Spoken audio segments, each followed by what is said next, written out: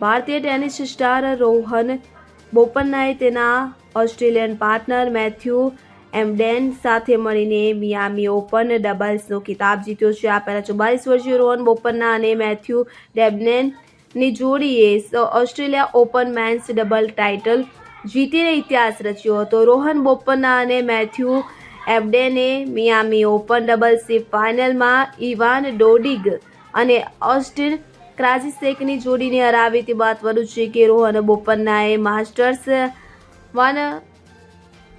1000 title જીતનાર સૌથી વરિષ્ઠ ખેલાડી બનવાનો પોતાનો જ રેકોર્ડ તોડી નાખ્યો. તેણે ગયા વર્ષે કેલિફોર્નિયામાં એબ્ડેન સાથે ઇન્ડિયન વેલ્સ માસ્ટર્સ ટાઇટલ જીત્યું હતું. તે સમયે તેની ઉંમર 43 વર્ષની હતી, પરંતુ 44 વર્ષની ઉંમરે રોહન બોપન્નાએ મિયામી ઓપન જીતી લીધી છે, જેથી 44 વર્ષીય રોહન બોપન્ના મેન્સ ડબલ્સ રેન્કિંગમાં નંબર 1 પર આવી ગયો છે. બોપન્ના અને એબ્ડેન આ વર્ષે અત્યાર સુધીમાં 3 ફાઇનલ રમ્યા છે, જેમાંથી તેઓ 2 જીત્યા છે.